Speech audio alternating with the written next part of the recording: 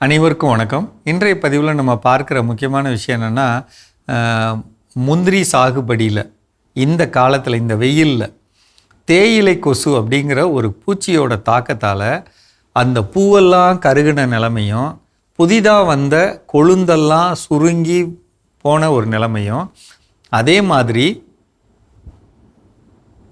அந்த மரம் வந்து ஒரு தெளிவில்லாமல் அதிகப்படியான மஞ்சள் இலைகளோட அதிகப்படியான ஒரு சத்து குறைபாடோடு இருக்கிற ஒரு சூழ்நிலையை பார்க்குறோம்.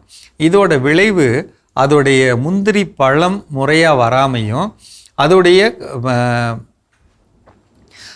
முந்திரி உருவாக்கம் முறையான வடிவத்தில் இல்லாமல் வடிவம் மாறி இருக்கிற ஒரு சூழ்நிலையை நம்ம பார்க்குறோம். உங்களுக்கு நல்லா தெரியும், முந்திரியில் 4 அல்லது 5 தரங்கள் உள்ளது. அந்த தரம் வந்து அதோட வடிவம், திடம், சுவை இதெல்லாம் அடிப்படையாக வச்சது. அப்போ இதெல்லாம் முறையாக இருக்கணும்னா நம்ம என்ன செய்யணும் அப்படின்னு சொன்னால், பொதுவாக சத்துக்கள் கொடுக்கறத அதிகப்படுத்தணும். சத்து இருந்தாலே நோய் வராது, சத்து இருந்தாலே பூச்சி வராது. நம்ம ஒன்றுமே கொடுக்காம ஒரு பயிரை கொண்டு வர்றது தான் மிகப்பெரிய தவறு. நான் சுருக்கமாக குறைந்த விலையில் சொல்கிறது என்னென்னா, ஒரு சில பேர் வந்து சாணப்பாசி கரைசல்னு ஒரு கரைசல் விற்கிறாங்க, 100 ரூபாங்க. அதை வாங்கி 200 லிட்டர் தண்ணியில் கலந்துக்கிட்டு 2 கிலோ நாட்டு சர்க்கரை, ஒரு 5 லிட்டர் மோர் இதை கலந்து வச்சுக்கிட்டோம்னா ஒரு 15 நாளில் 200 லிட்டர் திரவம் கிடைக்கும். அந்த 200 லிட்டர் திரவத்தில் ஒரு 50 லிட்டர் மட்டும் எடுக்கிறீங்க. அப்போ 150 ஆயிடுமா? அந்த 150க்கு திருப்பி தண்ணி ஊற்றிக்கிறீங்க. இந்த எடுக்கப்பட்ட 50 லிட்டருக்கு இல்லைங்களா, இதை எல்லா மரங்களுக்கும் தரையில் பிரித்து ஊற்றலாம். அப்போது நீங்கள் திருப்பி அந்த திரவத்தை எடுத்துக்கிட்டே இருக்க ஒரு வாய்ப்பு இருக்குது. எடுத்து தரையில் கொடுத்துக்கிறது ரொம்ப நல்லது. 1. 2வது, ஒவ்வொரு மரத்துக்கும் செம்மண் நிலங்களில், சரளை நிலத்தில், மணல் நிலத்தில் தான் நமக்கு இது வளருது. அப்போ இதில் இல்லாத சத்துங்கிறது தழைச்சத்தும் சாம்பல் சத்தும்.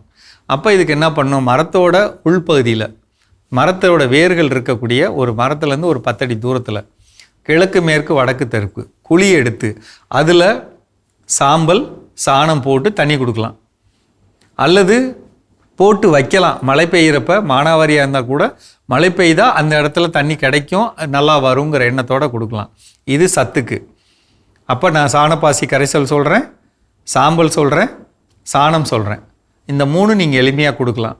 ஒருவேளை சாணம் கிடைக்கலனா கூட மீன் அமிலம் தேவையான அளவு போட்டு வச்சுக்கலாம். போட்டு வச்சுட்டு மரத்துக்கு 1 லிட்டரு அந்த மாதிரி கூட கலந்து ஊற்றலாம். அந்த மாதிரி செய்கிறது நல்லது. இது பொதுவானது. இது இல்லாமல் பயிர்கள் மேலே தெளிக்கிறதுக்கு நீங்கள் சாணப்பாசி கரைசல் வச்சுருக்கீங்க, அதை கொடுக்கலாம். அல்லது ஈயம் கரைசல் அல்லது மீன் அமிலம் அல்லது என்ன வச்சுருக்கீங்களோ ஏதோ ஒன்று வச்சுக்கணும் கையில். இதை வச்சுக்கிட்டு இந்த தேயிலை கொசு நம்ம பேசணும் இல்லைங்களா, இதை சரி பண்ணுறதுக்கு ஒரு எளிமையான கரைசல் இருக்குங்க. உதாரணத்துக்குங்க, 1/2 கிலோ அளவுள்ள புகையிலை, 1/2 கிலோ புகையிலை, இதை வந்து 5 லிட்டர் தண்ணியில் கலந்து கொதிக்க விடணுங்க. இலையை வந்து நீங்கள் பிரித்து காஞ்ச புகையிலையை பிரித்து பார்த்தீங்கன்னா நடுத்தண்டெல்லாம் இருக்கும்ல, சுத்தியலில் வச்சு நல்லா அடிச்சுட்டு சின்னதாக பிச்சு தண்ணியில் போட்டு கொதிக்க விடணும். 5 லிட்டர் 1 லிட்டர் ஆகிற அளவுக்கு கொதிக்க விட்டு இதை வந்து நம்ம 1 லிட்டர் திரவம் இருக்குது, இதை 100 லிட்டர் தண்ணியில் கலந்துக்கிட்டு இதை பயிர்களில் தெளித்தோம்னா, எப்படி தெளிக்கிறோம், இது வந்து பூச்சிக்காக. இது கூடயே 1 லிட்டர் மீன் அமிலம் கலந்துக்கிறோம். மீன் அமிலம் 1 லிட்டரும் புகையிலை கரைசல் 1 லிட்டரும் கலந்து தெளிக்கிறப்ப நமக்கு இந்த தேயிலை கொசு அப்படின்னு சொல்லக்கூடிய நுனி கொழுந்த சாப்பிடக்கூடிய அல்லது இந்த முந்திரி பருப்போட தரத்தை குறைக்கிற அந்த செயல்பாடை நிறுத்தலாம். ரொம்ப ஈஸிங்க. இது ஒன்று இப்படி செய்யலாம். இல்லைங்க என்னால் இந்த முறையெல்லாம் செய்ய முடியாது, நான் வந்து ஏதாவது கடையில் வாங்கி செய்கிறேன் அப்படின்னு சொன்னால் 100 லிட்டர் தண்ணியில் 1 litre Metarhizium, 1 litre Verticillium Lakhani, இந்த 2 திரவமும் கலந்து 1 கிலோ நாட்டு சர்க்கரை கலந்து வச்சுருந்துட்டு இதை வந்து பயிர்களில் தெளிக்கலாம். இது கூடயும் மீனமிலம் கலந்துக்கலாம். கலந்து தெளிக்கிறது ரொம்ப ரொம்ப முக்கியங்க. இப்படி தெளிக்கிறப்ப நமக்கு இதில் வரக்கூடிய எல்லா பிரச்சனைகளையும் சரி பண்ண ஒரு பெரிய வாய்ப்பு இருக்குங்க.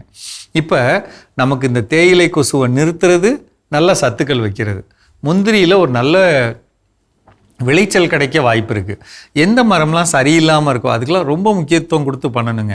எதெல்லாம் அதிக வெயிலில் ஓரத்தில் இருக்கோ அதுக்கெல்லாம் இன்னும் கொஞ்சம் கூடுதல் நம்ம முக்கியத்துவம் கொடுத்து நான் சொன்ன இந்த காரியங்களை செஞ்சோம்னா நல்லது. இதில் ஏதாவது சந்தேகம் இருந்தால் கீழே நம்பரில் கேளுங்க, உங்களுக்கு வேணுங்கிற சொல்லித்தரேன். சரிங்களா? மீண்டும் சந்திப்போம்.